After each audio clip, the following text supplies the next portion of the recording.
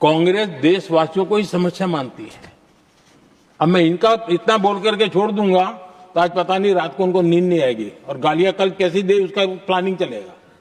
लेकिन मैं उदाहरण के साथ बताना चाहता हूं किस प्रकार से लोग सोचते थे देशवासियों के लिए।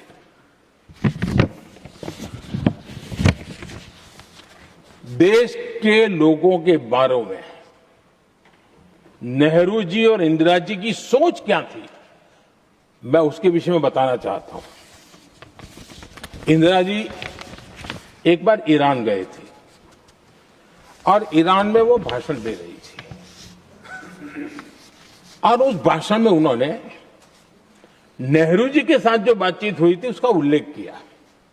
खुद ने कहा है, उन्होंने कहा, और मैं जो इंदिरा जी ने कहा था उसको कोट कर रहा हूं, जब किसी ने मेरे पिताजी से पूछा, यानी नेहरू जी से पूछा कि उनके सामने कितनी समस्याएं हैं, तो उन्होंने उत्तर दिया था 35 करोड़। नेहरू जी ने जवाब दिया था कि उनके सामने कितनी समस्याएं हैं, बोले 35 करोड़। उस समय हमारे देश की जनसंख्या थी 35 करोड़। अब आगे देखिए, 35 करोड़ देशवासी नेहरू जी को समस्या लगते थे। ऐसा कोई मुखिया हो सकता है क्या जी? और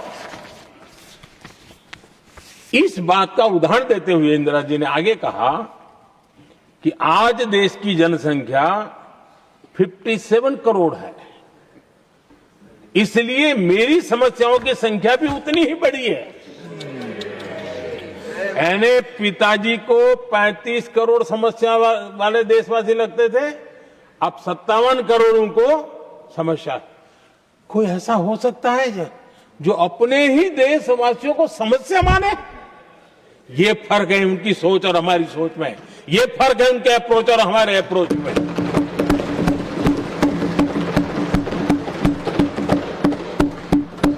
नेहरू जी हो या इंदिरा जी हो या पूरी कांग्रेसी बिरादरी हो, ये लोग भारत के लोगों को समस्या मानते हैं।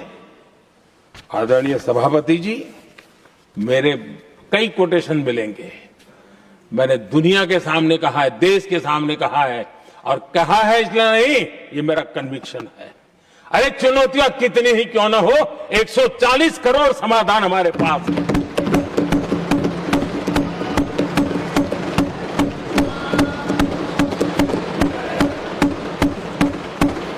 हमारे लिए देशवासी समर्थक की पूंजी है।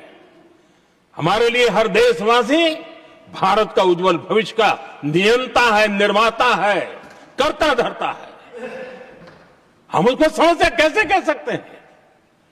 ऐसी सोच वाले लोग अपने परिवार का ही भला करेंगे और किसका करेंगे?